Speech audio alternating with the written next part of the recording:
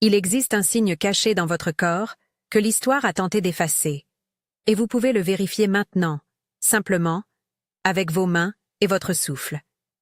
Respirez profondément, comme pour revenir à vous-même, et écoutez ce qui suit. Je vais vous montrer une préparation corporelle, douce et répétable, qui sert d'activateur naturel pour la zone énergétique que l'on nomme souvent la glande pinéale. Ce n'est ni un traitement médical ni une promesse miraculeuse. C'est une pratique somato-énergétique conçue pour vous reconnecter à une mémoire intérieure et poser une intention claire vers l'ouverture. Avant d'aller plus loin, si cela résonne en vous, abonnez-vous pour la prochaine étape d'activation.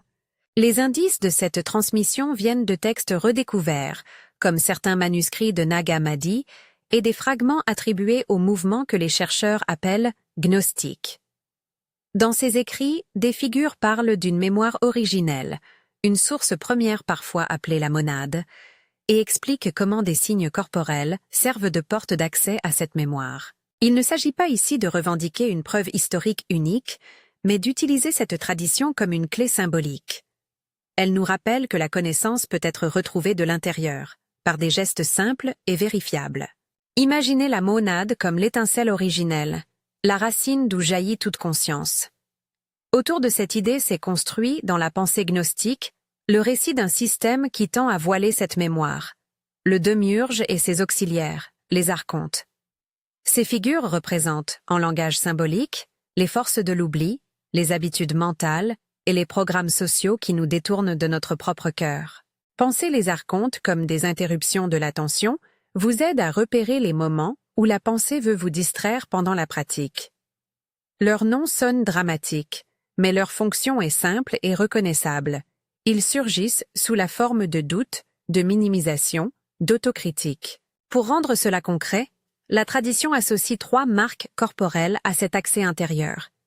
Elles sont discrètes, accessibles à chaque personne et se prêtent à l'observation sensible.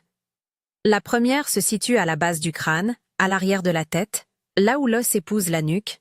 La deuxième se trouve sur le bord externe de la main, entre l'auriculaire et le poignet. La troisième est au centre du sternum, un peu au-dessus du cœur. Considérez ces lieux comme des points d'écoute plutôt que comme des mécanismes biologiques. Ils deviennent des points d'ancrage pour l'attention. Installez-vous dans une position confortable, assis ou allongé, où votre dos peut rester droit sans tension excessive. Fermez doucement les yeux si vous le souhaitez. Commencez par 3 respirations longues et centrées. Inspirez en laissant le ventre se remplir. Expirez en relâchant les épaules. Sentez l'air entrer et sortir, sans forcer, simplement pour vous ramener dans votre peau. Ce centrage prépare le terrain. Il abaisse la voix intérieure qui juge et ouvre un espace d'observation. Approchez maintenant vos mains de la première marque, la base du crâne. Placez le bout des doigts à l'arrière de la tête, au point où la tête rencontre la nuque. Vous ne devez pas appuyer fort. Explorez la forme osseuse, la légère courbe, la différence de température éventuelle de la peau. Maintenez une présence douce, consciente de la sensation au creux des doigts. Si vous le souhaitez, laissez l'autre main reposer sur vos cuisses ou sur votre ventre pour garder un ancrage. Essayez de tenir ce contact, avec douceur, 30 secondes environ, en observant les sensations qui montent, peut-être un relâchement, une chaleur locale, ou simplement une neutralité. Tout cela est valide. Ne cherchez pas un effet extraordinaire. Observez simplement. Ensuite, baladez votre attention vers la seconde marque, sur la main. Tournez votre main de sorte que vous puissiez voir et toucher son bord externe, entre l'auriculaire et le poignet. Passez le pouce ou l'index le long de cette ligne, comme pour lire une écriture invisible. Vous pouvez tracer une légère ligne avec la pulpe des doigts, sentir une petite élévation, ou tout simplement noter le contact. Cet endroit est souvent très subtil. Certains y perçoivent une tension, d'autres une douceur. Restez présent et répétez le geste doucement, encore 30 secondes, en suivant le rythme de votre respiration. Cette action est un signal envoyé à l'intérieur. Je me reconnais. Elle relie la main, l'outil manifeste, à la mémoire invisible. Enfin, portez les mains au sternum. Placez vos paumes l'une sur l'autre au centre de la poitrine, un peu au-dessus du cœur. Appuyez sans forcer. Laissez la chaleur de vos mains se répandre vers l'intérieur.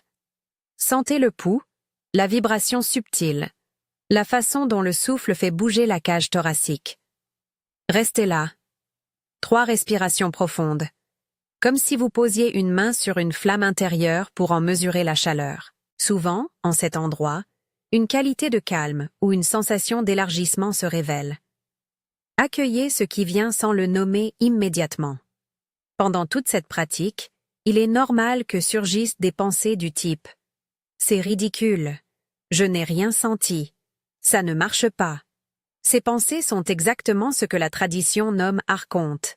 Interruption, doute, petite voix qui cherchent à vous ramener à la familiarité. Ne vous agitez pas contre elles. Observez-les comme on regarderait des nuages passer. Notez mentalement pensée ou doute, puis ramenez doucement votre attention au point de contact que vous avez choisi. Cet acte simple, remarquer et revenir, est lui-même une forme d'entraînement.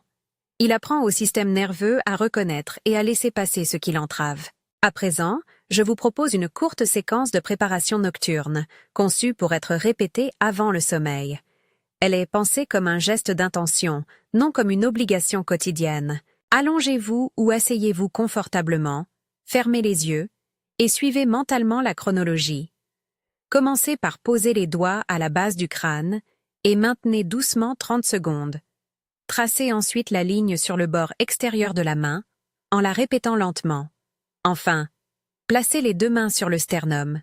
Sentez la chaleur et la respiration, puis prononcez à voix douce, en première personne, la phrase clé suivante. Je me souviens, j'accueille la lumière de ma source. Cette phrase est brève, répétable, et formulée comme une déclaration intérieure, non comme une promesse adressée à l'extérieur. Vous pouvez la dire 1 à 3 fois selon votre inclination. Si, lors de la prononciation, des pensées sceptiques émergent, laissez-les passer et revenez à la parole et au souffle. Ce rituel a pour seule fonction d'aligner votre intention et votre corps, de préparer l'espace pour une perception peut-être plus fine. Il est important d'insister sur 2 points de sécurité et d'éthique. Cet exercice est d'ordre énergétique et ne remplace pas un avis médical. Si vous ressentez une douleur réelle ou des symptômes physiques inhabituels, consultez un professionnel de santé. De plus, respectez votre propre rythme. N'essayez pas d'obtenir quelque chose à tout prix. L'objectif est la confiance retrouvée dans votre propre corps comme source de connaissances, non la quête d'une expérience spectaculaire. Pour que cette pratique devienne votre propre rituel, pensez à l'adapter à vos moments. La séquence peut durer moins d'1 minute si le temps vous manque, ou s'étirer plus longuement lors d'une séance dédiée. Vous pouvez aussi la pratiquer le matin, comme un alignement avant la journée, ou la nuit, comme une offrande de paix avant le sommeil. Ce qui compte est la régularité douce. Quelques respirations et un contact attentif suffisent à rappeler à votre système la possibilité d'une mémorisation différente. Permettez-moi d'ajouter une courte mise en perspective symbolique.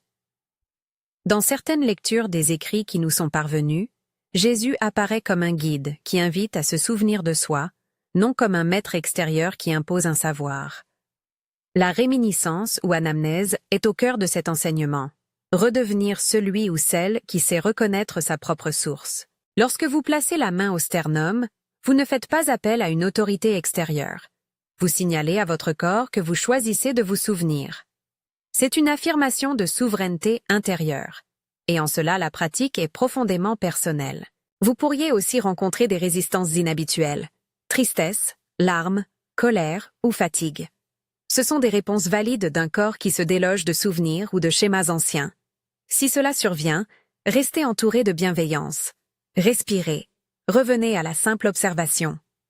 Si une émotion vous semble trop lourde, interrompez la séance et, si nécessaire, cherchez un soutien adapté. L'intention n'est jamais de forcer un déblocage. Il s'agit d'offrir un espace sûr à ce qui peut émerger. Concrètement, voici une manière simple de structurer votre rituel de préparation chaque soir, en une séquence répétable. Ancrage par 3 respirations lentes, contact doux à la base du crâne pendant environ 30 secondes, trace attentive le long du bord extérieur de la main, mains posées sur le sternum avec 3 respirations concentrées, et la déclaration intérieure en première personne. Je me souviens, j'accueille la lumière de ma source. Terminez en laissant quelques instants le silence vous envelopper. Vous pouvez garder une intention claire. Je me donne la permission de me rappeler. Cette intention, tenue régulièrement, travaille moins par effet immédiat que par accumulation subtile. Concernant la gestion des pensées déstabilisantes, je recommande une tactique simple et douce. Nommez la pensée, doute, juge, impatience. Puis revenez au geste.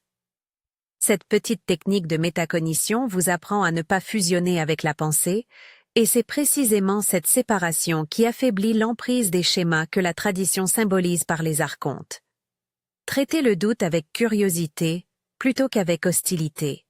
Parfois, il est une mesure de votre prudence interne. D'autres fois, il est juste une vieille habitude qui se manifeste.